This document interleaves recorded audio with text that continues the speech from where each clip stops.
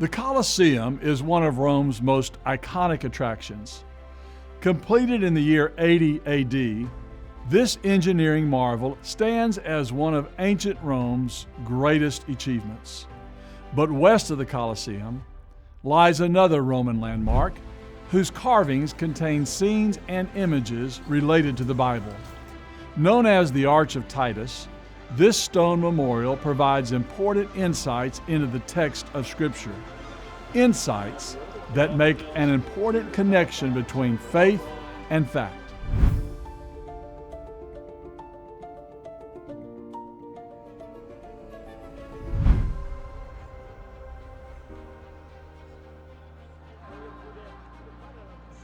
As the Republic of Rome expanded its borders in Europe and Africa, it was also conquering land in the east.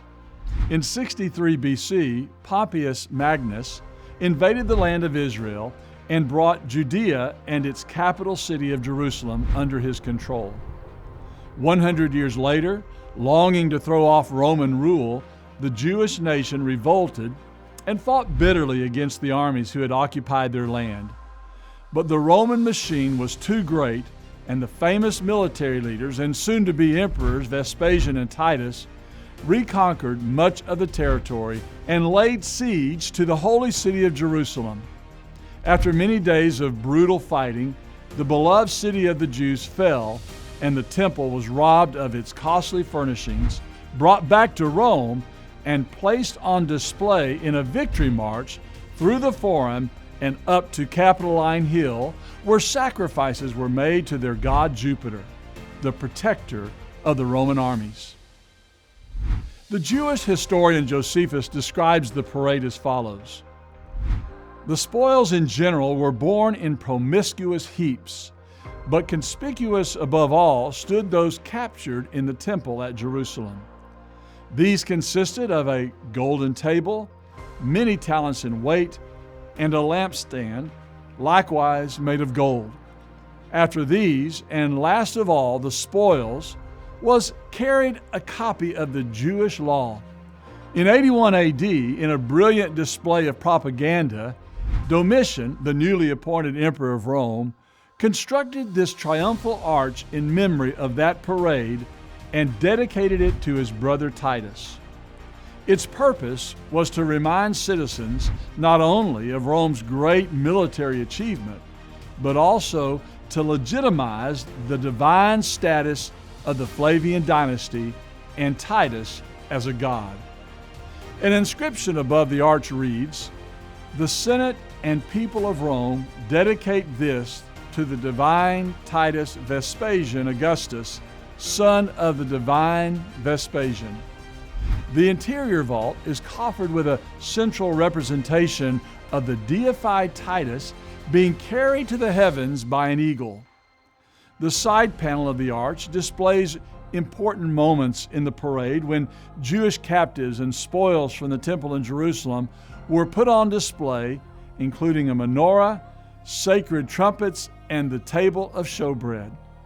Across on the other panel, a scene depicts Titus in a triumphal four-horse chariot followed closely by the goddess Nike, who is crowning him with a laurel crown representing victory. The chariot is preceded by official attendants known as lictors and accompanied by symbolic representations of the Senate, the Roman people, and the god Roma. Each of these scenes and what they symbolize, along with the dedicatory inscription to the emperors and their divine status, give us important historical background material to the cultural practices of the era and the challenges that the Christians faced living in cities where emperors of Rome were worshipped as a god. These scenes also have a bearing on interpreting the book of Revelation by seeing that Christians, instead of Titus, will ultimately be given a victory crown, but not one that is made from laurel leaves, but rather an imperishable crown of life. It also seems likely that the four horses of Revelation chapter 6 are connected to the military power of Rome as seen in the many depictions of four-horse-drawn chariots on monuments similar to the one on the Arch of Titus. But this grand monument in memory of Titus reveals other important elements as well, elements that help us to illuminate the text of Scripture. For example, triumphal victory parades were not uncommon in the history of Rome's dominance, and so the imagery of these events was used by Paul in his letters to the church at Corinth and Colossae to give confidence and hope to Christians living in a world that had opposed and persecuted them. It could be that Paul was referring to these triumphal parades when he penned 2 Corinthians 2 verse 14 and Colossians 2 verse 15. In those passages, it seems likely that Christians are the spoils of war captured not by persecutors, but instead captured by Jesus, and that He proudly places them on display as those who belong to Him. And finally, the depiction of the Jewish spoils of war reminds us of the fulfillment of a prophecy made by Jesus nearly 50 years earlier that the temple would be utterly destroyed. It, along with the findings of archaeology at the Temple Mount in Jerusalem, remind us that the testimony of the Bible is reliable and true. The Arch of Titus and the discoveries of archaeology is yet another powerful example of the connection between faith and fact right here in the land of the Bible.